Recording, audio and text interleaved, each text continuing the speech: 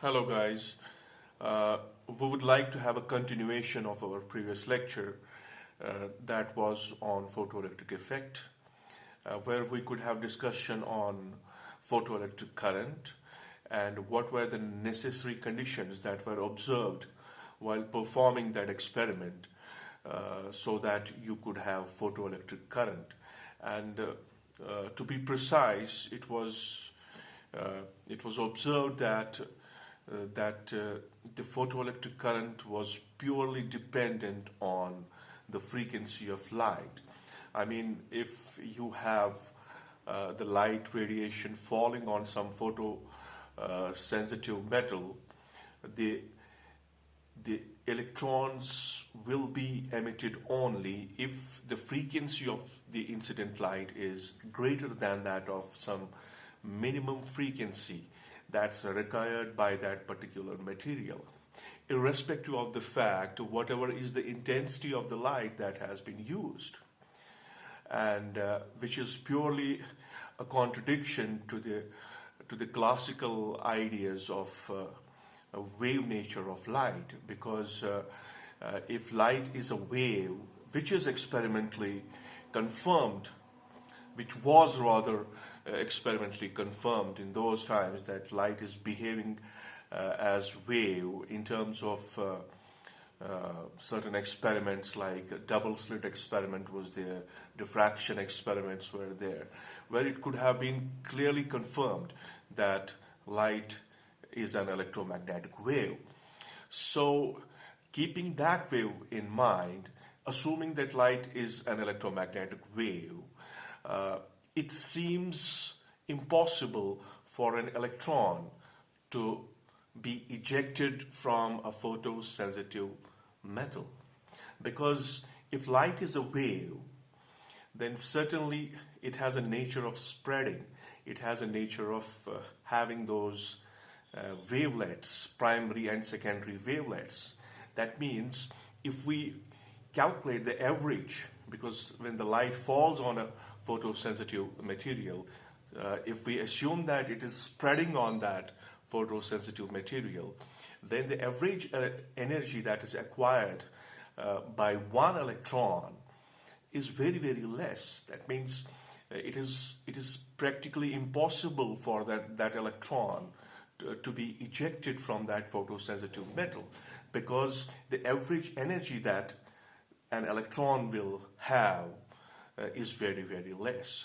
So the wave theory purely failed to explain the photoelectric effect, which you could also see that it's not dependent on the intensity of light, because if we go with wave nature of light, then increasing the intensity of light means that at some higher intensities the electrons should come out of photosensitive metal. But that is not the reality when we see the outcomes of the experiment that we have discussed in the previous lecture.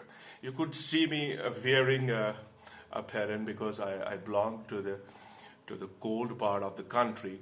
This is why I'm wearing a apparent right now. It's very cold out here in Kashmir. So guys, let's have a discussion on the explanation of photoelectric effect.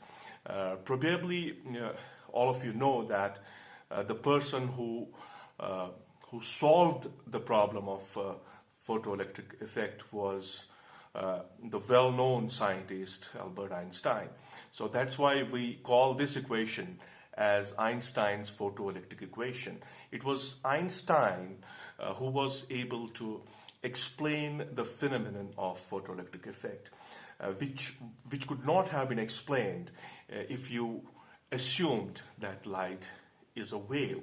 In fact, there is always a problem in realizing what actually the light is. Nobody knows what light is, but in certain cases it's behaving like a wave, and in some other cases it's behaving like it's made up of some packets of energy, or it's made up of some particles. So Albert Einstein came up with an idea that the idea was basically that what he used the idea of Max Planck, that that light that is falling on the photosensitive metal, it should be assumed as made of the packets of energies. It should be assumed to be made up of particles. It should be assumed to be made of balls, if we say for the sake of simplicity. So, by assuming the Max Planck's idea of packeted energy of light, Einstein was purely able to explain the phenomenon of photoelectric effect. And probably Einstein, this was the only thing for which Albert Einstein got the Nobel Prize, apart from his extraordinary works that are out there in front of the world. So what am I trying to tell is that that what Albert Einstein said, he said that the light that is falling on this photosensitive metal, it is falling in the form of packets. It's falling in the form of energy packets. And these energy packets have some particular energies. And what these energies are, we know that E is equal to h nu, where h is a Planck's constant and nu is the frequency. So what is the idea? The idea is quite simple, very simple, that an ordinary man can understand the idea that the light that falls on this photosensitive metal, it has an energy. Now this energy is utilized in two forms. One is, a part of this energy is used to eject the electron from the surface of the photosensitive metal, and the remaining energy is gained by electron in the form of kinetic energy. So that means the point is not only ejecting an electron from the photosensitive metal. The idea is also that it certainly, if you have seen that experiment, the electrons were moving towards that electrode. So that means they have had kinetic energies. So what Einstein says is that the energy that falls on this electron, it's utilized in two ways. One is to get this electron out of the photosensitive metal, which probably is known as work function, right? So different materials will have different work functions because they will have a different arrangement of atoms, different kinds of atoms involved in them. So metals probably show us the phenomenon of photoelectric effect. So what happens here is that a part of the energy is used to eject the electron from the photosensitive metal, and the remaining energy is used as the kinetic energy of the electrons. So probably you can see on the board, I have written down the equation. Now this equation is Einstein's photoelectric equation. And you can probably see the light is falling on some metal. Some part of this energy is used to eject the electron from the metal, and the remaining energy is given in the form of kinetic energy. Now you can see, if I say that E is the energy, that is the energy of the photon, energy of the light that's falling on the photosensitive metal, this energy is utilized in two forms. It is utilized in terms of the kinetic energy of the electron, and it is utilized in terms of the work function. What does that mean? That means the energy of a particular photon that falls on some particular electron, it is divided into two parts. One part is utilized in the form of kinetic energy, and the other part is utilized to eject this electron from photosensitive metal. So you can see then this, instead of this E, there is h nu, there is kinetic energy, there is h nu naught. So this kinetic energy will be h nu minus h nu naught. Now the point is, if you rightly go back to the experiment that we discussed in our previous lecture, In that lecture, it was very obvious that we could see photoelectric current only if the radiation that was falling on the photosensitive metal has some frequency which is greater than that of some particular frequency. And that some particular frequency is called threshold frequency. So the possibility of photoelectric current, the possibility of getting emission of the electron is only possible if the frequency of the incident radiation is greater than that of this minimum frequency, which we call as threshold frequency. So you can see here that the final equation I can write for photoelectric effect is the kinetic energy. The kinetic energy of the emitted electron is h times nu minus nu naught, where this nu naught is threshold frequency. Now you can see the equation is quite clear about whatever we observed in our experimental demonstration of photoelectric effect. What is clear here is that if this nu is greater than nu naught, if this nu is the frequency of the incident photon is greater than that of the threshold frequency, in that case the kinetic energy is positive.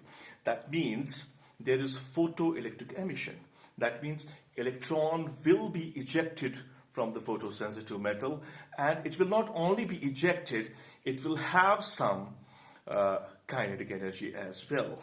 At the same time, if we say that this nu is less than nu naught, that means if the frequency of the incident photon is less than that of the threshold frequency of this particular metal, particular photosensitive metal, what's going to happen in that case? If nu is less than nu naught, you can see the number that will come out of this equation in the right hand side will be negative. That means the kinetic energy of the emitted electron would be negative. But you cannot have negative kinetic energy. So we can translate this mathematical formulation into saying, okay, if nu is less than nu naught, then there is no photoelectric emission. The electrons do not come out of photosensitive metal. Even if you will bombard radiations on that photosensitive metal and you will enhance the intensity of the radiations 100 times, 200 times, 300 times, you enhance the intensity of the light, the photoelectric emission is not possible. The photoelectric effect is possible only when the frequency of the incident photon is greater than that of the minimum frequency, which we call as threshold frequency. So this is how Albert Einstein was able to explain the experimental observations of photoelectric effect, which were contradicting to the idea of wave nature of light, because wave nature of light could not explain photoelectric effect. As I told you previously, that if we assume that light is a wave, then probably on an average it is impossible for an electron to be emitted out of a photosensitive metal, out of a metal, right? So this problem was purely solved by Albert Einstein, and a simple equation that we have discussed here is Einstein's photoelectric equation, and this equation is purely able to explain all the experimental results that we have discussed in our previous lecture. Thank you.